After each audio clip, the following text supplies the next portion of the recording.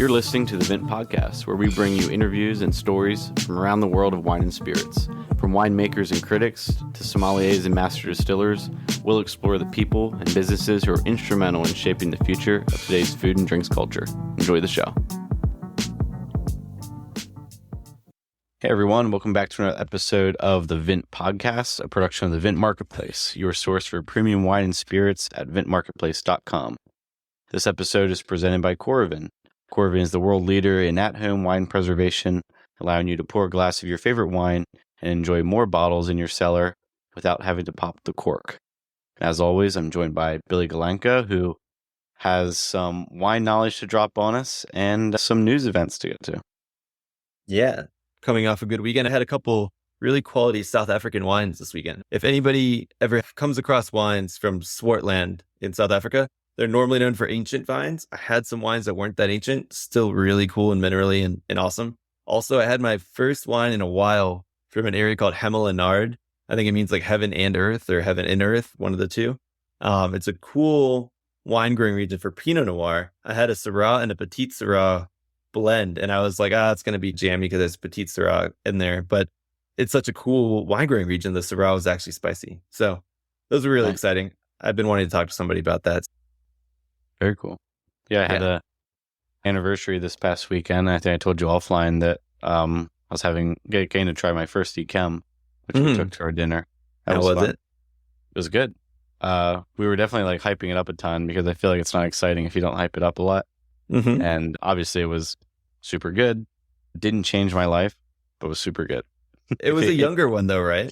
That's what I'm saying. Like, how much more life-changing does it get when it has 10, 15, or 25, 30 plus years of age on it? A lot.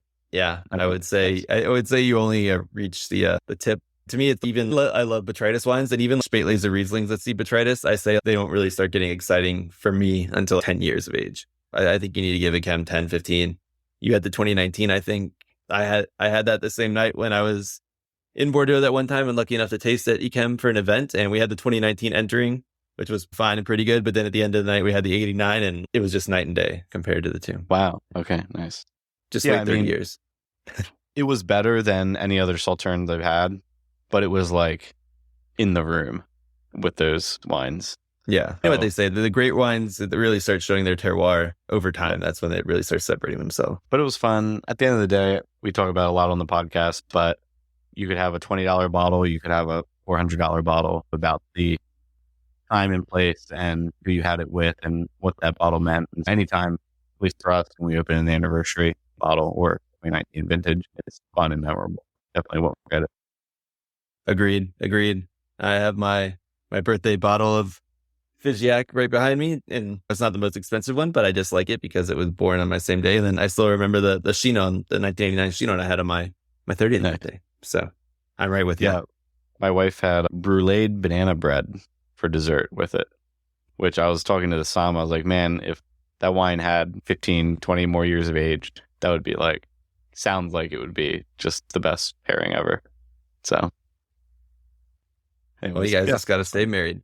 But so transitioning now, our newsletter that I was going to touch on, our news of the week from our newsletter last week, is related to Bordeaux and is related to a white wine. It is the Chateau d'Ysanne, or it's probably not even pronounced a D. Our great French is coming out again. Chateau d'Ysanne is introducing a new white wine, and I wanted to get your thoughts. We're doing this live on the podcast. It is with Rhone varieties. So it is a blend grown in Bordeaux of Viognier, Roussanne, Marsanne, and Rolle, which is Vermentino.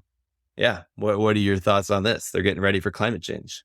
Interesting. Yeah. Are there any rules around that? Does it have to be is there a process for bringing in new varieties, or does it not matter what you grow in that specific area? Yes, there are rules. I think we've talked about it before, how they just expanded the allowable grapes for red grapes earlier this year. That included some of the Portuguese varieties that are grown. I think Marselan is officially in the ranking now. And I don't know if they brought in any other whites. I don't think so. I think they remain pretty much unchanged. So these are outside the Bordeaux AOC regulations. So this is a Vin de France. They can't label it as Bordeaux, but they can label it as whatever they're going to want to call it. I think it's planted in 2021, the grapes. They have 1.7 hectares. And I think it's been harvested. They like announced it, but I think it's going to age for a couple of years. Yeah, it says it's going to be released in June 2025. So we'll see what the final label and stuff looks like then. So they'll release 2020 or 2021 vintage, or no, 2024 vintage that they planned in 2021. Yep. Yeah. Okay. Very cool. Yeah. You said 1.7 hectares. Does anyone else have, for instance, Viognier under production in Bordeaux besides them? I'm not sure. I actually didn't look up that much, but what I thought was interesting is it wasn't just like one or two of them that they had planted. It was, and I think I had included an article a couple of weeks back too of some of the Burgundy varieties being grown there. Like some people on the right bank were playing around with some Pinot Noir and even some Chardonnay. But this is the first like really overt example of people being like, I really think Bordeaux is going to get warmer. Let's plant grapes that grow in one of the warmest areas of France. So I thought that was just like really interesting. And it might be cool to track how this wine develops, the styles as it's harvested each year, if it is getting more ripe, less ripe. But apart from temperature, like the geography is totally different, right? Between Bordeaux and the Rhone. So I just wonder, I don't know about all of the particularities in regard to the climate and how air moves and how it gets cool and diurnal shifts and things like that between the two regions, but has to be pretty different, I would think. Not just as simple as, it's 80 degrees here, it's 80 degrees there. Oh yeah. No, there's certainly all the climatic impacts. I would say, so Roll is the southern France term for Vermentino. That is very well grown in like Sardinia and also on the western side of Tuscany, kind of closer to the coast. So that can grow with a maritime influence. That makes a little bit of sense to me. Viognier is grown in California for better or for worse in different ways. That one is not as maritime in my mind. And then Marsanne and Roussanne, again, they grow that in California, but they grow everything in California. But I have seen that up north where there is some influence from the ocean. So maybe, I'm sure they did all their research, and I'd like to see the breakdown of the blend. I haven't really dug into it too much, but we might have to try to get a bottle of this when it comes out and see what it tastes like. That's cool. Yeah, eventually every grape variety in the world will just be grown in England. Will be how it ends up in the next 100 years. Yeah, so our guest today, I'm very excited. It's Jon Fine. He's the editor-in-chief of the New Wine Review. I kept just calling it the Wine Review. This is the New Wine Review, which is a new online wine publication. I highly recommend it. Jon was an amazing guest. I'll talk a little bit about him in a little bit more, but the New Wine Review online website, basically their goal is not just taking like the pretense or the kind of the strictness out of wine. They want to be fun. They want to be interesting. They talk about travel. They have one of my favorite wine writers, Jason Wilson, on there. He wrote Godforsaken Grapes, which is a book I've talked about here on the podcast a million times. And it's just really cool. They kind of give you behind the scene tips on what to order at certain wine lists at the top restaurants in the world. They'll talk to the sommeliers and be like, what's on your wine list? They'll give you like under the radar or up and coming producers in Chablis, for example. And so the website's really cool, really approachable. And when you sign up, you also get to join a Slack group, which has all the writers and a bunch of community members who are very, very much like-minded. I joined last week. I had been trialing out a membership, but I had not joined the Slack group. And it's been great. People have been sharing tips. I got to share some tips about my area, which was really fun. And yeah, I think the New Wine Review is really worth checking out. We're going to be including a code for the New Wine Review, discount on a subscription in our newsletter for this week. So check out the Vint Marketplace newsletter for this week and you'll see the code. Yeah, the New Wine Review has the like 10 wines to drink at X sort of event or from X region. It has like sort of the list style articles that you would expect from a wine content site, but it also has the more heady like opinion pieces and perspectives from people across the industry, whether they're somms or just wine lovers or writers and folks in the media, bringing together a lot of perspectives. And I think that Jon is a great example of someone who's able to speak sort of at every level to folks. And so, yeah, he was really dynamic on the podcast. I also the discussion about some of their content they've done where it's talk to a somm and show us the 5, like you said, under the radar bottles on a particular list. You have a wine list, and of course, maybe there's 300 or 400 labels listed, and you have all of the usual suspects, but there's probably a few wines thrown in there that were sort of from the somm's heart that you wouldn't really identify as special if they didn't point them out to you. So that's the type of content sometimes that they feature there. And John's doing a great job, it seems like, leading that here in the early days. Yeah, the cool part about talking to Jon and how I feel like even just reading the new wine review is it feels like I'm talking to like my Somm buddies. It's like buddies who are really excited about wine, who are in the know, and they found something that they just really want to tell you about that's really good. And based, just because of who they are, that it's going to be a good recommendation. So like his background, he was in music, he was in writing, he like publishing, he did a lot of other things. And he came into wine as a passion. He draws parallels to wines as to music. The winemaker is the artist, the vintage is the album, just as I do with my art history background and thinking about wine as the winemaker is the artist and each vintage or bottle is a piece. So it was really cool to find somebody else use their passion, lay it over wine, and find just as much passion in wine as I do, and then be able to talk about it in such an interesting way to get to the point where he went from being passionate about wine to wanting to learn more to basically now just wanting to share everything and all the people that he's met with the world and bring it out through a new lens. So I thought it's really cool. It's inspirational. Yeah, and he has the like enthusiast type of personality, like the collector type of personality, not collecting for collecting's sake. And we talk about collecting a little bit, but yeah, the enthusiast personality is someone who just gets excited to dive deep and share what he finds along the way with people. But yeah, it was a great conversation with Jon. But before we get to that, remember, if you're looking to drink more wine from your cellar without worrying about wasting what you can't consume, one of Corvin's systems is your best friend. You can visit corvin.com, use code VINT15 for 15% off purchase of your first Corvin, any of their devices really. If you're a member of the trade, you can visit trade.corvin.com and you can gain exclusive discounts on their full range of products and accessories for home and work. And now, without further ado, here's our interview with Jon Fine.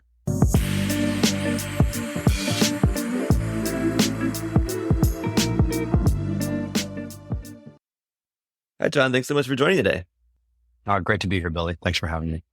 Yeah, no worries. I'm really excited to talk about the new wine review and all the new things that you guys are doing in your new kind of outlook on wine. But first, could you give us a little bit of what inspired you, what kind of really got you into wine in the first place, and what led you down the line of wine writing? Because your background as a musician and you've really worked on a lot of different areas.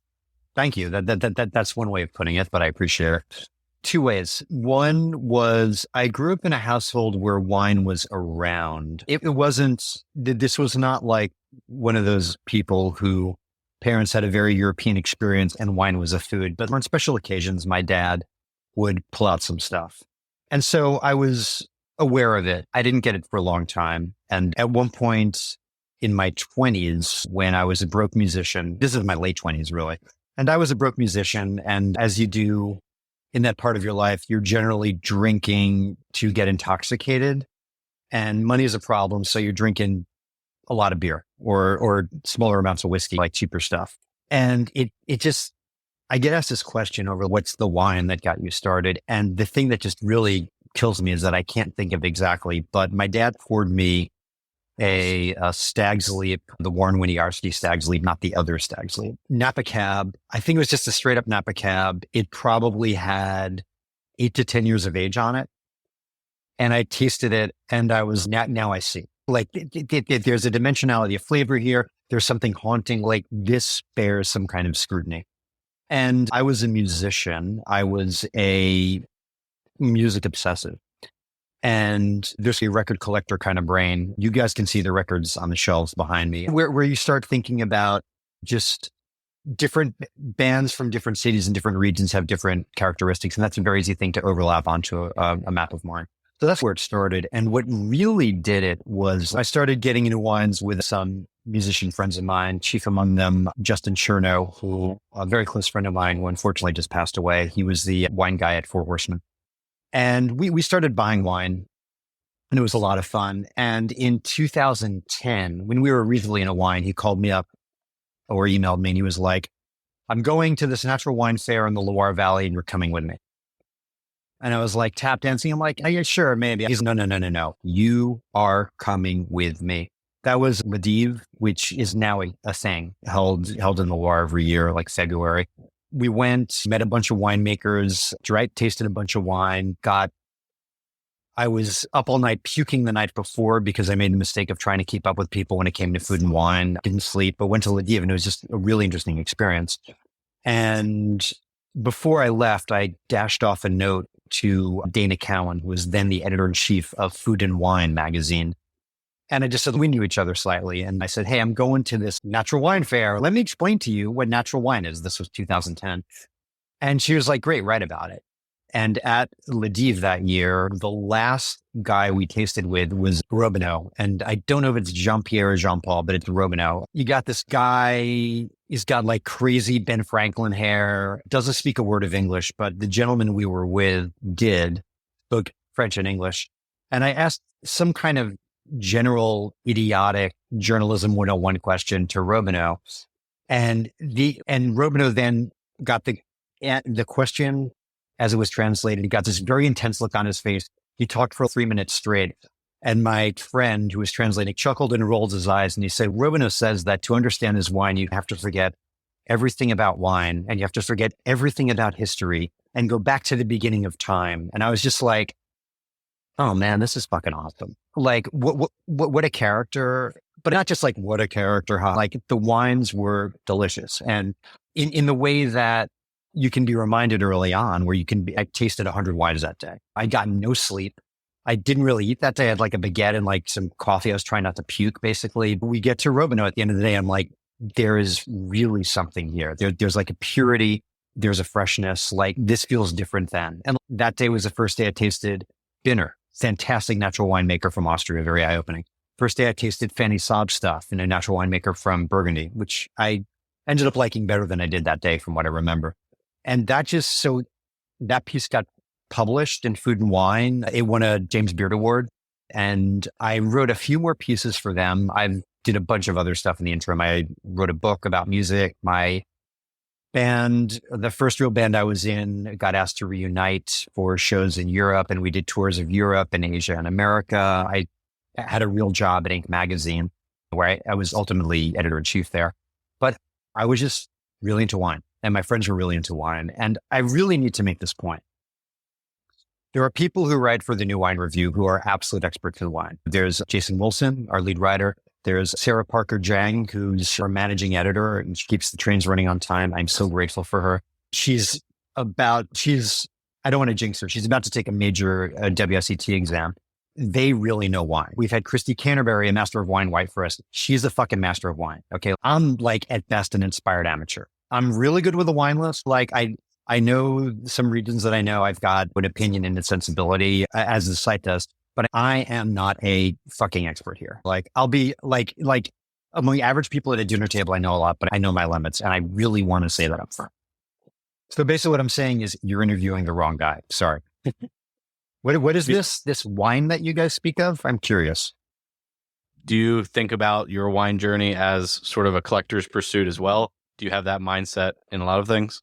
For years, I was telling myself, I don't collect wine. I just buy more wine than I can drink. But I guess at a certain point, the shoe fits. I have wine at home. I've got offsite storage. There are regions I'm very interested in. There are specific producers I'm very interested in.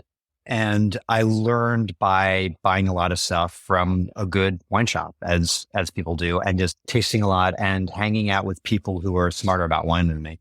In terms of a collector mentality, I said record collector, and I really don't like that term because this is, I don't know, some weird Generation X indie rock bullshit creeping through. But like to me, a record collector was someone who was buying records with the idea that he or she was going to sell them. Or if a record came out that had the potential to be rare, he or she would try to get 3 of them because somewhere down the line, that'd be worth a lot. I don't buy wine.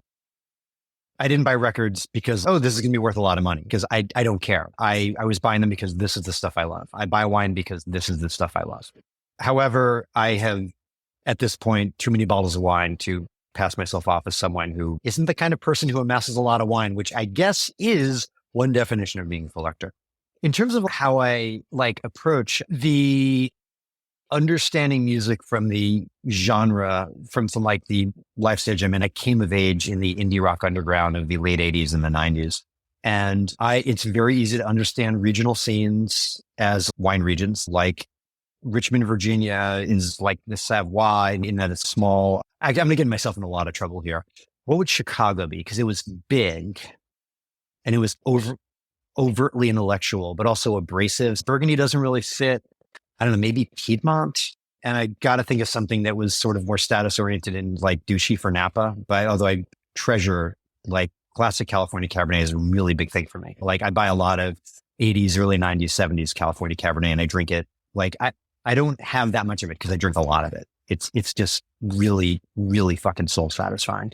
And obviously very different from what Napa Cab has become, but that's a different conversation. I don't know. What would New York be? I don't know. I can't extend the metaphor that far, but the more important thing is that if you understand influential bands, it's in a certain region within a certain kind of music, it's very easy to translate to, oh, this young winemaker in Burgundy got to start working with Marcel Lapierre. And this is not my formulation. This is out of my dear and sadly departed friend, Justin Chernow. But the importer is the record label.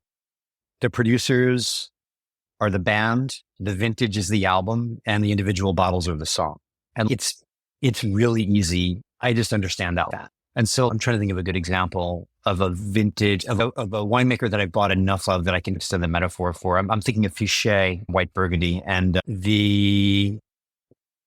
Fichet released an unbelievable album. Everything is a banger. Probably his Ludi, Tesson, and Griache are probably my favorites. I haven't really gotten into the Premier, the shit. I think he only has Premier Cru. I don't think he's a Grand Cru. He made a great album in 2017. 2022, it might be a tougher album. I still bought it because I love Fichet and I love him as a musician, as a band, as a winemaker. But I instinctively understand that. One of the annoying things about me, which I realize, is that I tend to relate a lot of stuff back to being a musician in the 80s and 90s, which is touring America and Europe. And it was just an enormously formative experience. It's how I found my people. It's how I found a subculture that I immediately understood. One full of incredibly creative people, very big, often polarizing personalities. Gee, now what does that sound like? To me, the resonances are very clear, but I suspect that anybody who has a serious pursuit or has some kind of thing that they get really into that involves a tribe, basically, I think the resonances are, you can find them. This one happens to be mine. I love that. I have a similar way, not like a lifelong journey, but I loved art history. I studied art history in college, and that was kind of my overlap. The artist, the medium, basically the final piece. Some are masterpieces, some are just work. So it completely makes sense. And I love how you came across it like naturally. I feel like there's a bunch of these folks who constantly tried to equate maybe wine to music, and they're trying to force like a band or a song on every single wine they drink. And it's not like looking at it in the lens that you have. They're basically like, oh, this wine is really big and tannic. It reminds me of Metallica. And like, they never listened to Metallica. It's just like, you're just forcing it on it, where I feel like yours is very organic. Thank you, because I was actually ready to jump down your throat for being like, actually, Metallica is the next question. Sorry. I was so basically transitioning from, this is how you understand wine. What I would like to get at, and we can talk about eventually how the new wine review came to be and what it is, but I guess we're skipping ahead, but how did you get all these different personalities together and start a wine publication? And what do these unique perspectives bring to the table, as opposed to a group of just all wine experts talking to each other all the time? And maybe their biggest difference is like the region that they like the most. That's a really good question. I did not start the New Wine Review. That was started by Xander Barron, who's based in Denver. I was hired as the first editor-in-chief, effectively. He made some excellent hiring decisions. Jason Wilson, I was involved in that one. Sarah Parker Jang, who I mentioned, Sarah Keene, she does art for us, but she's starting to write. And by the time this comes out, her first major piece is coming out for us, and I'm super excited about it. It's about how she came of age in wine. And she managed it's such a hard piece to write, because it could so easily be like, I'm dating myself, but like LiveJournal from like the early aughts or whatever hell it was. And it's so easy for that to be navel gazing. And she just told a beautiful story about a specific experience, but like one that we all have a way that we got into this somehow. And it's somehow, I like how to put this. I subscribe to a number of wine publications. I subscribe to Berghound. I subscribe to Jensis Robinson. I subscribe to Drink Rhone, super idiosyncratic guy, but incredibly well-versed. And I subscribe to Winehog, which is my current favorite, as a Danish guy who lived at least part of the year in Burgundy. Maybe he lives there all the time. Very idiosyncratic, like very enthusiastic. I I love him. And our palates match up, and we're both very interested in kind of like a lot of the new young negociant or micro negociants coming up in Burgundy. I like personality. I deeply respect those who have studied this more deeply in a formal way than I do. I'm putting that lightly. I really do. I tend to have an impatience with the pieties and the traditions of any kind of media. And my instinct is always to find something that's got a little more personality, a little more voice, and a little more wit and perspective to it. And to that end, number one, there are not a lot of wine writers out there. Number two, I have always believed that some of the most engaging wine writing I see comes to me from newsletters from specific wine shops. It works. It gets the point across. And to that end, we have someone writing for us mostly about Burgundy named Jason Jacobi, who runs Somme Cellars in New York City. He is a beautiful writer. He's a classically trained musician. And he just writes beautifully and very poetically about wine in a way that I've never seen before. There's a woman named Clara Dalzell, I live in New York City, so these are New York wine shops. She was the general manager of Flatiron Wine. She now lives in Copenhagen. Her sensibility is fantastic. She started writing a lot for us. I find discovering people like that to be super fun and super interesting and incredibly rewarding personally. And the idea is by doing so, it gives us something of a differentiator in the marketplace, to bring this into the businessy realm for a second, where we're offering something that is personality and is well-grounded, but just has a different tilt than a lot of other stuff. That's great. And the role of taking all these different voices and assembling them, which I assume sort of as editor-in-chief is symphony director, to bring all of these different perspectives together and to put together some kind of cohesive narrative around the site, or at least thematic narrative, right? Aiming to be not the most serious, not the most intellectual, or like you said, like pious wine site, but somewhere where people can find a home and engage and feel like they're talking to their friend who knows a little bit more about wine than them. Is that kind of capture it? Yeah, I want to push back a little bit on intellectual. To me, like wine is inherent. If when you get really into it, it becomes an intellectual pursuit, intellectual and sensuous. And I tend to get most excited about things where those kind of combine. The music I am most drawn to tends to be a kind of loud rock music or loud dance music that is, you immediately get it physically. That's the sensual part. But it also rewards a kind of like you can pick it apart. But on the other hand, the Ramones are obviously a perfect band. I maintain they're smarter than people think they were. But one Ramones anecdote, because I can't resist, which I think proves that they were much smarter than they wanted to let on. Someone's interviewing Dee Dee Ramone. And Dee Dee's, when we started, I think like our first 10 songs were all like negative songs. I don't want to be a boyfriend. I don't want to walk around with you. I don't want to go down to the basement. We didn't write a positive song until we did Now I Want to Sniff Some Glue. That is fucking genius. I'm sorry. Okay. So yes, intellectual. I don't know, symphony conductor. I don't know. Often at times it feels like the completely overmatched substitute teacher trying to corral kids at recess. But that's just me. Speaking as a probably uncorrallable creative kind of person myself.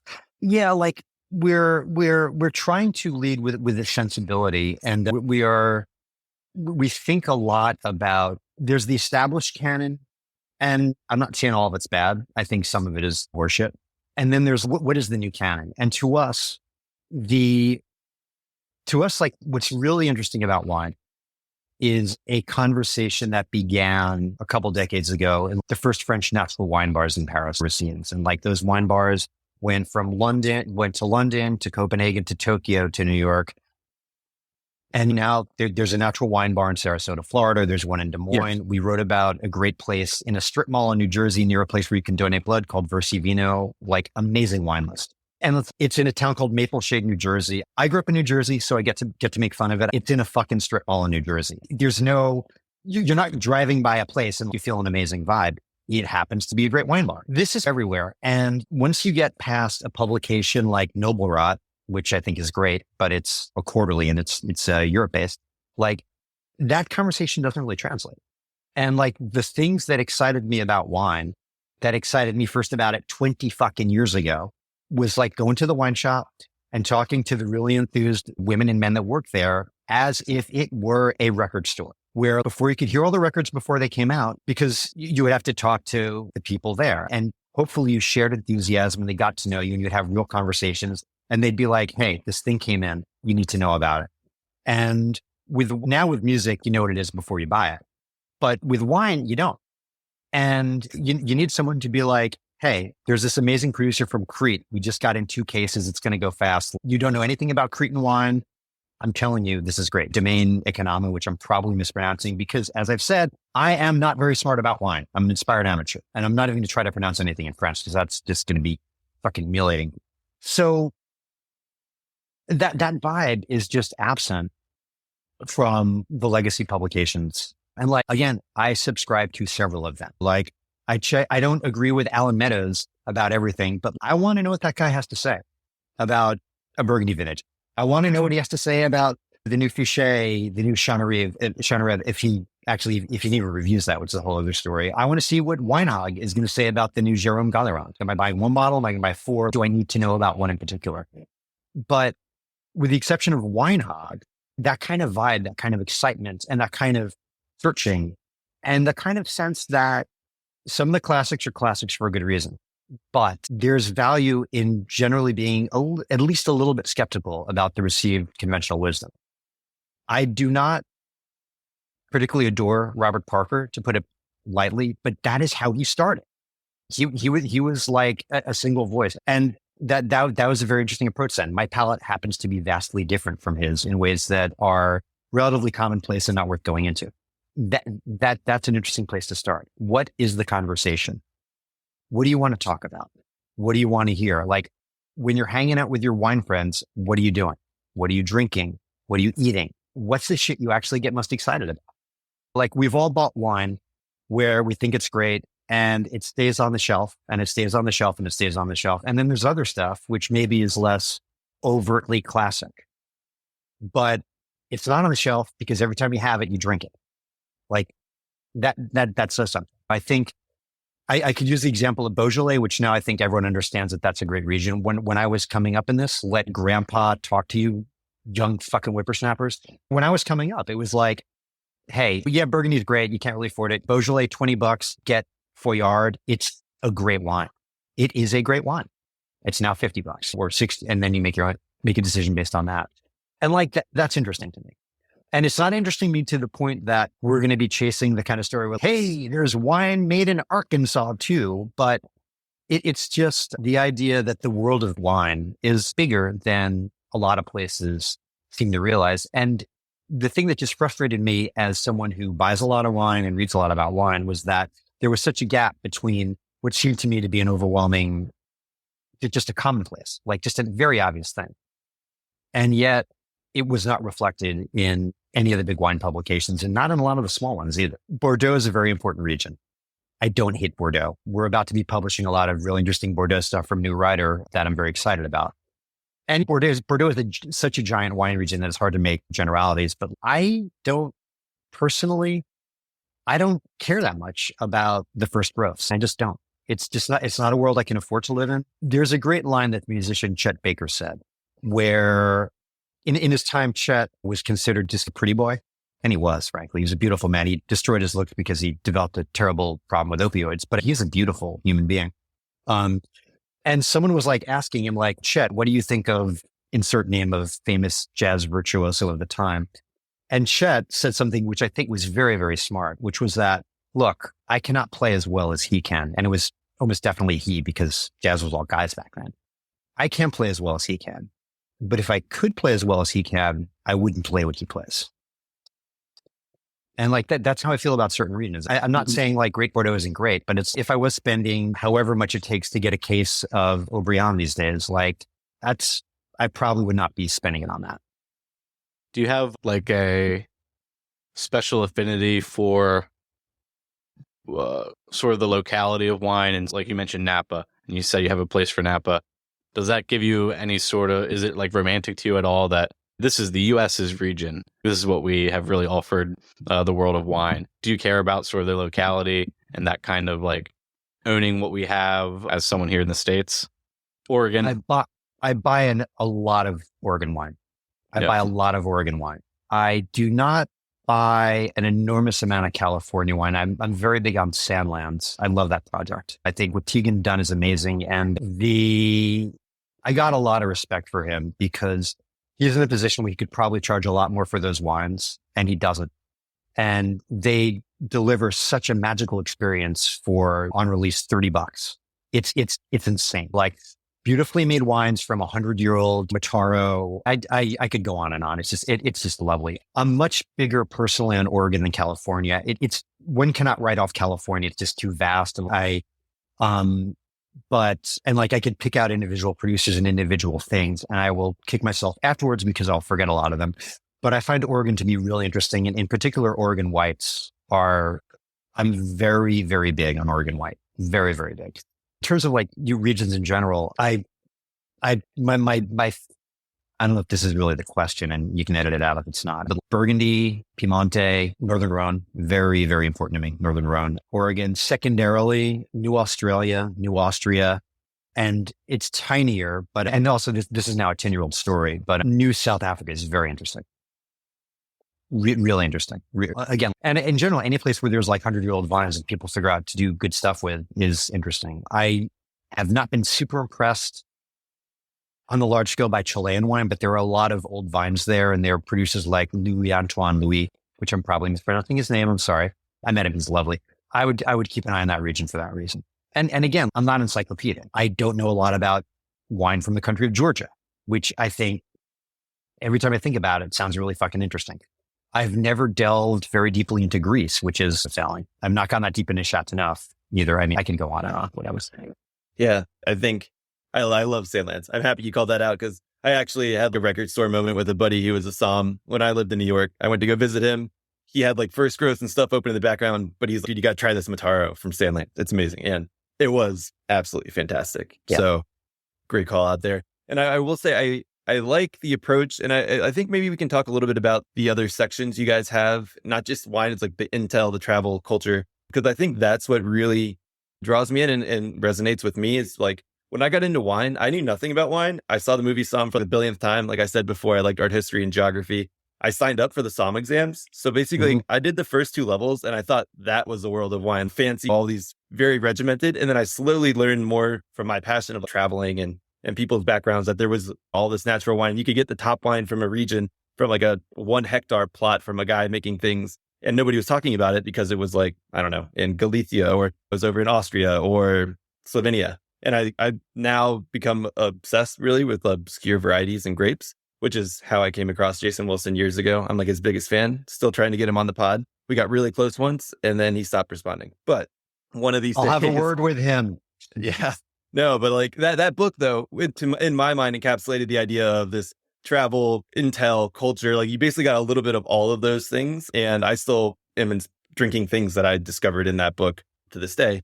So I think reading the new wine review, I was just reading, like we featured a Chablis article last week. I think it's so cool how you guys are really taking all of these aspects and giving more insight. Can you talk a little bit about like, how that kind of peppers in each of the sections, and also maybe a little bit of your perspective on spirits as well? Sure. I'll start with spirits. I know a little bit about whiskey. I know nowhere near as much as our whiskey editor, Susanna Skever-Barton, who is just awesome. Like awesome. And I don't know if I should say this on a podcast, but like my general philosophy with spirits coverage is that if Susanna pitches me something, I'm inclined to go with it because she really knows what she's talking about and her sensibility is great. And she knows the classics, but she's not too hung up on it. And like, I want to be clear, just more broadly speaking, I'm not saying that like all the classics suck. Some of my absolute top favorite wines are fairly obvious stuff. Canton, San Joseph, Bartolo Mascarello, Barolo, Giacomo Conterno, Barolo. May I be able to drink that? Yeah, maybe able to afford Monfortino again at some point in my life. Just that I think the world is bigger than all that. In terms of sections, wine, as with any subculture and as with any like sort of defined culture, wine contains multitudes, which is an obvious thing to say. Wine, there's a life cycle to wine. We've talked about how there's giant personalities all over the globe. It is a global phenomenon that is inherently local, which means that the story is different, even though there are commonalities. And it's also, but it's like, it's agriculture, it's manufacturing, it's distribution, it's retail. It's an entire enclosed world, which means that there's just lots of little pieces you can pick apart at. There's travel aspect to it, which is often aspirational. We've sort of rejigged travel coverage. I think at first we were thinking that we would do wine focused stuff for cities, but after sort of evaluating it and seeing what our readers get excited about, like our readers respond most to travel to like wine regions and like wine regions that are like readily accessible ones to major population centers, which I guess makes a lot of sense. And culture around wine can be defined so broadly, but that's sort of a rubric where we talk to that's more where the personalities come out. Interviews with Andre Mack, interviews with Ray Isle when he released his book some months ago, interviews with Adam Hers, who's this like self-appointed tracker and outer of bourbon counterfeiters in America. And he's got a Facebook page. Like, he's a screenwriter. He's demon fiend fucking obsessed. It's awesome. And except he's got the goods, and he just finds these like assholes who are selling counterfeit Weller, counterfeit Pappy, and he just busts their ass and like outs them. And it's pretty great because the spirits world needs that in particular. I feel like I'm somewhat shocked that there isn't more wine counterfeiting. But I think spirits is really, unfortunately, ripe for counterfeiting for a bunch of reasons. And frankly, chief among them is that every finance bro who thinks they know what they're talking about, but doesn't know what they're talking about. Note that I'm not calling out every finance bro in the world. They all want Pappy. They don't actually know what Pappy tastes. And like, that just makes it, unfortunately, really easy to sell fake stuff. And I'm sure it happens a lot. I don't know I can't tell you how much. I wish I knew I feel like the numbers are going to get big enough that the feds might actually start giving a shit. And it's like, it's also politically like any administration would be such a layup if you bust a giant fake bourbon ring, because who's in favor of that? Anyway, very big for swing voters in the Midwest, I'm sure, the fake bourbon issue. So have I answered the question? I've gone in 18 different directions. Am I forgetting something? I was on the site, and then below your main menu, I noticed you guys also have a Slack for subscribers, and that's obviously something not any of these legacy things have. Can you explain a little bit more about what that is? Yeah, absolutely. That's one of my favorite parts of the wine review, really. One of the most important things about wine is the conversation around it. And because it's such a learning from other people kind of topic. You can study in the academy, but I feel that it really comes out of conversations and experiences.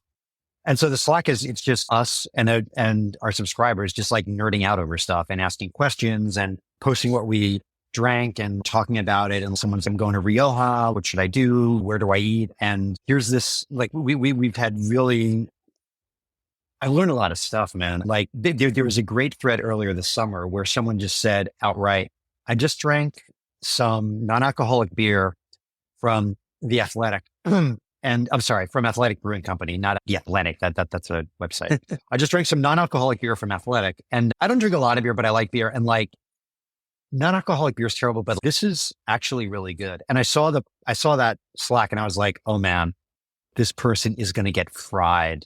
This is going to be crazy. And instead, 25 people chimed in and they're like, you know what? Absolutely. There's a new generation of NA beers and they're really good. And I was like, wow. And I went out and I bought a 6-pack and I was like, this is really good. And I can drink it at 10 in the morning in the summer. It's fucking awesome. And that's the kind of thing. And I feel that there's something about that. There's something about that kind of conversation and something about hearing it from someone in the community that lands a little harder. Like I was on the Taste podcast not long ago and we started talking about NA beer because one of the guys there doesn't drink anymore. And Taste had just done, or a writer had just done for some publication, a really good breakdown of these are the 10 best NA beers. I'm okay, fine. But like hearing someone say, no, really, I know this is a crazy idea, but I just had an NA beer and I don't need to drink actual beer anymore. And have 20 people chime in and say that, that's really powerful. And so like that to me is really exciting. And that goes to this whole idea of like where we're just really interested in what the conversation around wine actually has been versus what the Academy says it is, or the stuff that you see in the legacy publications. And to me, that's the heart and soul of the new wine review. I know maybe you guys are pivoting a little bit from the city stuff, but I did like sometimes like secret wines on our wine list, like from certain restaurants, like the ones that you've had. I'd been to a few, but I thought that was really cool. So I'm glad you brought that up. We have, and I'm glad you reminded me, Billy. Thank you. But yeah, we have a series called Hidden Gems on my wine list. And the idea of that is I fucking love parsing a wine list. Like it gives me such joy where you're like, okay, here's the stuff I want to drink. And you have to have this mental arbitrage in your head. I'm at this restaurant. They've got a great Burgundy list. Obviously I want to drink Burgundy, but the Burgundy is going to be priced accurately. People want it. It turns over quickly. They got to buy it on the secondary market. It's not stuff they've had lying around for a long time. But if they're buying a lot of stuff and the Somm is really good and actually and like deeply cares, they're buying stuff that they're just excited about that isn't going to move very quickly because it's obscure, because it's from a different region. This would be true of Burgundy a few years ago, where it's from an area that people aren't excited about, Haute-Côte d'Avon or Morange. I'm probably mispronouncing all of it. Send me a nasty email at jfine@newwinereview.com. If you look closely, particularly at places that have a lot of wine, they're going to be pricing anomalies. And there's also going to be just stuff that people aren't going to catch on to. And I think I really felt that we were onto something when I did the first one of these, which was with Alec Cummings, who's the awesome Somm at the Morris in San Francisco, who have just a magical list, like 100, I can't remember how long, 100 pages. And I'm a giant Northern Rhone guy. Okay. Like I know that region really well. And he called out something that I'd spotted, which was that they had like multiple back vintages from a Cornas producer I'd never heard of, Cochet Beliando, which I am certain I am mispronouncing. And he, like, when I asked him about, tell him, we're doing this thing called Hidden Gems. And it's what is the stuff on the wine list that the real secret handshake shit? If I ask you personally, look, I know there's a bunch of great Burgundy. I know you got a bunch of great, like, back vintage Napa. That's awesome. I want to know the stuff that nobody orders that was like really super awesome, that you're really excited about. Because those are the wines I'm most excited about. And that's what I want to drink. I'm not like saying that I'll turn down a great Burgundy, but what's the bottle I'm not going to see again? That's 20 years old. It like is in a perfect spot right now and is $150. That is really fucking exciting to me. And so we're gradually going around to some of the big established wine lists of the country. We just published Spago. We did Press in Napa, which is that's just a fucking insane list. Like the biggest Napa collection in the world. I think the last time I was there, I'd have to look on my phone for a picture of it, but there was like a wine that Ridge made. Ridge is a great Northern California winery. They made it 1 year. I hadn't even fucking heard of it. And it was the kind of thing where you see it and you're like, is this a mistake? And you're like, no, it's not a mistake. It's this thing they did once. Like that is just super exciting to me. And that's the kind of thing, and not to keep harping on this, like that's the kind of thing I wanted from wine publications. Like even more than vintage reports, even more than the stuff that you need. I didn't really care about the 14th story about the most recent Napa vintage. Tell me something I don't know.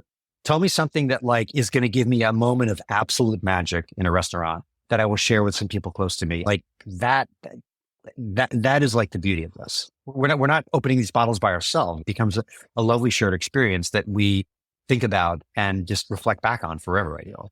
And so, so Hidden Gems, which I just love that idea. We did one for Cadeau in Copenhagen. We've got a bunch more in the works. And to me, that's kind of, if we can shine a spotlight on that stuff, that just makes me really happy. Agreed. That's my favorite part of like when you get to know a Somm enough, like either a friend or somebody else, and they start telling you those things. To me, that is the most exciting thing. And I think if you guys could do this and people will start buying them, maybe they'll feel more empowered to actually get it, and rather than just try to get things that run of the mill people will just keep. But there's also there's a commensurate danger, which means that like eventually it all gets discovered. But that's fine because there's always more wine. Frankly, it's astonishing to me. I talked to friends of mine at importers and Somms, and there are great new producers in Burgundy. Like you would think that everything has been discovered, but it turns out there's not. There are great producers in.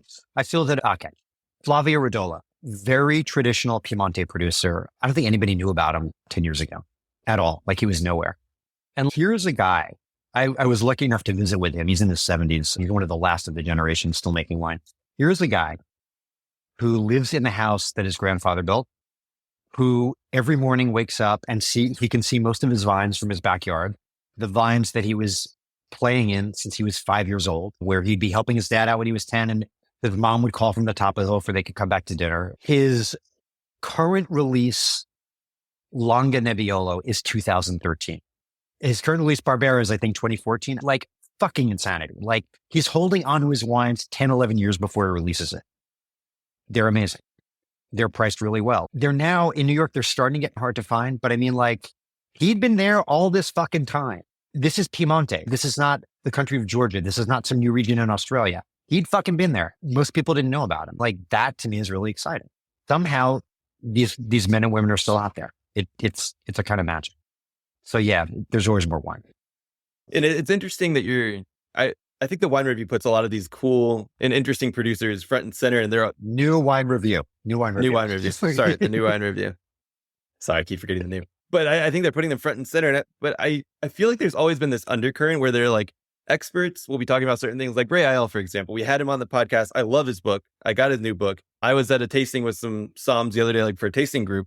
And I mentioned that they had some producer that was featured in his book. And I was like, oh, you guys should get his book. And they had never heard of Ray. And then I was like, oh, he's the editor for Food and Wine. They're like, oh, and I was like, no, there are really cool like producers in there. And then so I passed it on and they're going to look into it. I explained it and they were like, oh, that's cool. But like Food and Wine. Okay, first of all, Ray's a friend of mine, so like I'm biased, but I'm sorry. Like he knows this stuff so deeply. He knows it on every level. He can go onto the Today Show and here are the wines that the person that watches the Today can buy for $15 that you're really going to enjoy. And he can hang with nerds like us that night and talk about every producer in the world. And he knows that stuff. I'm sorry. Like that's a great book. That's a great guy. Ugh, I'm sorry. Yeah, I have no patience for that. I'm really into tech, but I don't like Apple. It's too mainstream. It's because they make the stuff that it's just super dumb thing to say. I don't like wine because it's in bottles. They're all in bottles, for God's sake. Give me wine in a can. I know it's a thing now. I know. I'm sorry. I cut you off in your question just because I got all heated up about that. Look, I get it. And I have to check this tendency in myself. And part of this is just a reflection on getting older and one grows attached to the things you're attached to. And I get that because I'm a slightly older guy now. When I came into wine, my circle of friends, we were like, natural wine was just coming into New York. It was very exciting. Like we were all aged punk rockers, and it's very easy to translate notions of being a punk rocker to going to natural wine. There's something oppositional. There's something confrontational even. And we wanted to push it to the max. It's what's the most fucked up one you have? I don't want it to taste like, I want globules in it. There's chunks of something floating in that Cornelissen wine. That's what I want. And that's really important. And here's where I'm going to sound like an old fogey, but like one of the issues with like wine is inherently, there's only so much of it. And when you get to the really good stuff, there's really only so much of it. There's the big domains in Bordeaux produce a lot. Burgundy producers, they can't. They're farmers. And so therefore, those 3,000, 5,000 cases become insanely expensive. And that's the market. It is what it is. I'm a capitalist. I get that. It's fine. The downside is that it's harder to access benchmark bottlings from regions to like train palates on now. And I'm not saying that's necessarily a terrible thing. I'm very curious to see how the palate of the new generation getting into wine, how they get into it. When I was getting into it, you would probably know someone who had an aged bottle of Conterno Monfortino. You would know someone who had some aged Rousseau. Like you could buy Chave Allemand. That might be a stretch, but you could buy it. Now you can't. You gotta be rich to buy it. And that's going to have some interesting effects. And I think what we're trying to do is like a synthesis of whatever, like the natural wine revolution. I think we can agree it's very important. It's crested. Like we don't know what the next thing is, but to us, the melding of that and the classics that really stand up is just something really interesting. And that's the wine we're most excited about. And the people who I most respect about wine, they can toggle like back and forth really quickly. I don't have a lot of patience. Historically, I've been very annoyingly ideological about music and like very doctrinaire and super annoying and obnoxious about it. I try not to be that way about wine, but more to the point, I get very impatient with people who are like, natural wine is bullshit or conventionally made wine is bullshit. Cause I just think that both are incredibly short-sighted, views.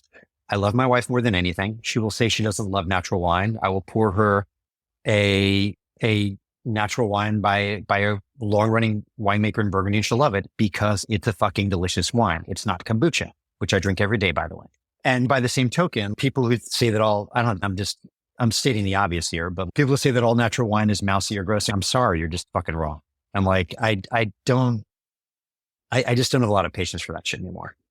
And it's funny because 20 years ago, if I'd been on this podcast, and of course, podcasts didn't exist, but like I would have been frothing at the goddamn mouth about, or more like 25 years ago, I'd been frothing at the goddamn mouth about natural wine versus conventional.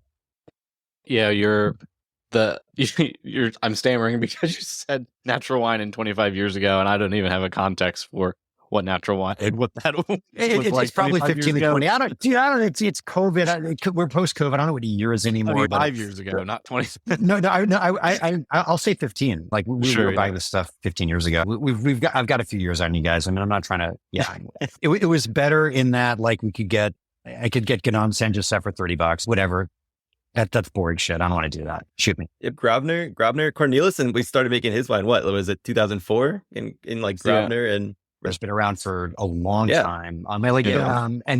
Cornelius, and I'd have to look it up. Of course, he'll tell you he's not doing wines naturally anymore because he had concerns about how his wines age, which is another interesting evolution. And I respect people who are always examining their priors, as they say. I was lucky enough in June to visit Domaine Pierre Ganon. That's one of my favorite producers in their tiny village in San Joseph. And like they went organic they're constantly tinkering around the edges. There's a luck of the draw in that their grandfather, their family owned land, their grandfather planted vines in a very good place for that, but they've also managed to not fuck it up. And there's a lot of people who've like, when a domain changes hands to the next generation, there are generations that fuck it up. But they're constantly looking at this. And I just deeply respect that kind of thing. Yeah, I think it's cool to have someone who you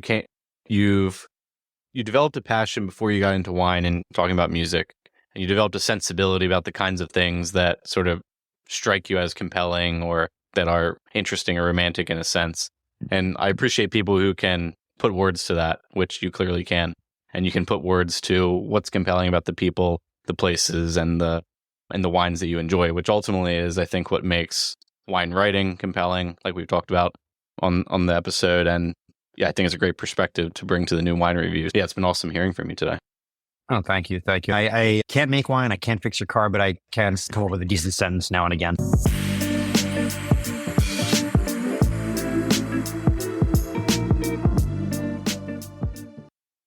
All right. That was our interview with Jon Fine. I hope everybody learned a lot about the new wine review and Jon's background. It's so interesting to me to learn how he navigated his way into wine, similar to how I found my way in. If you find yourself on the new wine review and you have a producer you really like, you can check out that wine with Corvin. You can buy multiple of the producers they recommend and try them all in a single night without having to pop the cork. And that is our episode for this week. We'll be back with another episode next week. Cheers.